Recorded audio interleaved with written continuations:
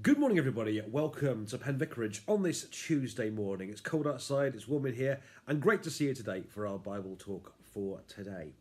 Friends, as we continue our adventure through the amazing book of Psalms, I'm going to get into Psalm 53 this morning. So without further ado, Psalm 53. Fools say in their hearts, there is no God. They are corrupt. They commit abominable acts. There's no one who does good. God looks down from heaven on humankind to see if there are any who are wise, who seek after God. They've all fallen away. They all are alike perverse. There's no one who does good, no, not one. Have they no knowledge, these evildoers, who eat up my people as they eat bread, and do not call upon God? There shall they be in great terror, in terror such as has not been. For God will scatter the bones of the ungodly. They shall be put to shame, for God has rejected them. Oh, the deliverance for Israel will come from Zion. When God restores the fortunes of his people, Jacob will rejoice, Israel will be glad. And this is the word of the Lord. Thanks be to God. Now, if you listened to that just now and thought to yourself, especially those of you who watch regularly, if you sat there thinking this morning thinking, a sense of deja vu here, I'm sure I've heard that before somewhere, you'd be right. Because actually, Psalm 53 is almost identical to Psalm 14 that we must have done about a month ago, something like that. So Psalm 53 and Psalm 14 are almost identical. There's a couple of differences we'll talk about in a minute. There's a difference in verse 5 and there's a difference about God as well. Come back to that in a moment. Now, you may say, isn't that repetitive, and so on and so on and so on. But actually, in a sense, it isn't. This time we're given a tune, which we weren't given in Psalm 14. Also, modern hymn books have things very similar, don't they? I can think of at least 3 tunes to The Lord's My Shepherd. There's The Lord My Shepherd Crimin, there's The King of Love My Shepherd is, and there's also the modern version of The Lord's My Shepherd. So 3 versions of that. I can think of at least 3 different tunes to All Things Bright and Beautiful. I can think of at least 2 different tunes to Love and Die, Love Divine and Love Sick Something. So in a sense, we've always done it. And in the Psalms here, you do get some anomalies like that. So Psalm 53 is the same as Psalm 14. Psalm 70 is a part of Psalm 40. Psalm 42 and 43 go together, could easily be one, and things like that. So you do get a few things like that. But anyway, if you're getting a sense of deja vu this morning, Psalm 53 and Psalm 14 are almost identical. And you can compare them if you want to at some point. So having established that we have 2 Psalms very, very similar, what are the differences? This, in a sense, is the interesting bit here. Firstly is different use of the word God. Psalm 53 in this morning, the Hebrew word for God is El. And El is kind of the word that was used to describe a deity. But you might say a God or something like that.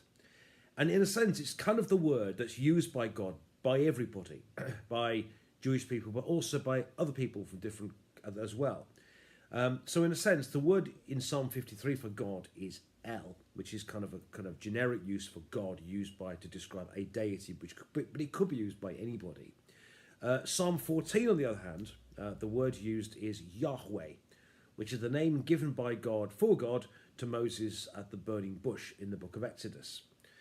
So in a sense, you've got in Psalm 53, you've got the word El, which could be used by anybody, and in Psalm 14, you've got Yahweh, which is kind of the word used, the kind of Judeo-Christian one, to describe, which is often written in the Bible as Lord, which is capital L, capital O, capital R, capital E for Lord.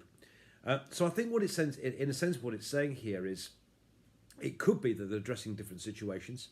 Psalm 53 is saying, this applies to everybody. That fools say in the heart there is no God, could be applied to all the nations. Psalm 14 says actually it applies to God's people as well. So it isn't just a question of looking down at other people. Actually not. It's actually something which is applicable to everybody. That fools say in their hearts there is no God. That applies to both God's people, and you might say people in the church, but it also applies to people outside the church as well. So it applies both inside and outside. So the one difference is, in Psalm 53, the word used is El for God, which could be used by anybody. The word used in Psalm 14 is Yahweh, which is used by God for God's people to describe the God and Father of our Lord Jesus Christ, the God of Abraham, Isaac and Jacob, that one. And so what I'm saying is this is applicable to both God's people and also everybody as well. That's the second thing I want to say. The third thing I want to say is what's meant. What's the psalm actually talking about? It says here, "Fools say in their hearts, there is no God." Now, this is often taken by if you read sort of Christian literature and as Christian evangelical tracts and that sort of stuff, as a tirade against atheism. As how wrong atheists are and how foolish they are. I don't actually think that's what it's talking about here, believe it or not. I don't think this is a tirade against people who, albeit misguided, have come to the conclusion that there isn't a God. Although, interesting enough, I happen to believe personally there are very few real atheists. And I often want to say to people who call themselves atheists, what kind of God are you rejecting? Because often talk to them, I don't believe in that God either. So anyway, I don't actually think this is a tirade against atheism, intellectual. I don't think that's what it's talking about here. I don't think it's against people here who have decided intellectually there isn't a God. I think this is for people who act as if there is no God. I think the nearest example I can give is that would be like in a classroom when the teacher goes out of the room, the naughty kids say, "No, teacher, we can misbehave." They know there is a teacher, but actually, because the teacher's out of the room, because they think the teacher's turned their back, they can behave as they want to. And I think that's what it's talking about here. So it's saying, fools are those who say in their hearts, they act as if there is no God. They may or may not know that there is one, but actually it's people against people who act as if there is no God. The opposite, of course, is to fear the Lord. Now, fearing the Lord doesn't mean that we are terrified of God. Absolutely not. But fearing the Lord means to act as if God is very close, act as if God is very present. Actually, if you know God is very close to you, you tend to live life very differently. And God commands us to love him with our heart, soul, mind and strength, and to love our neighbours as ourselves. And people who fear the Lord are people that will do that because they know God is close, because they know God is present.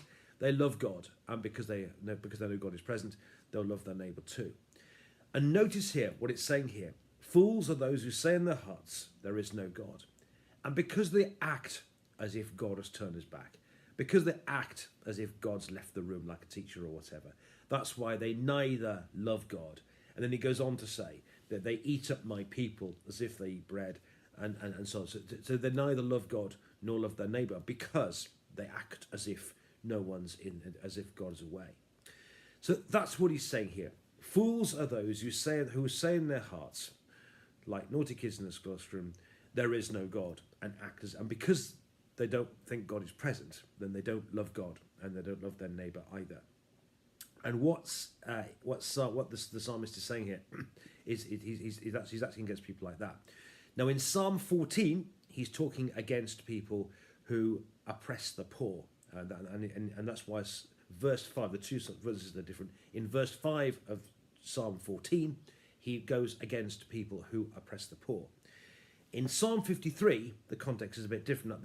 I told you yesterday that we did 54 and 53 backwards. That's because in Psalm 52, the one we did last week, Psalm 52, you have David being betrayed by, who's that funny man? By the man, Doeg the Edomite.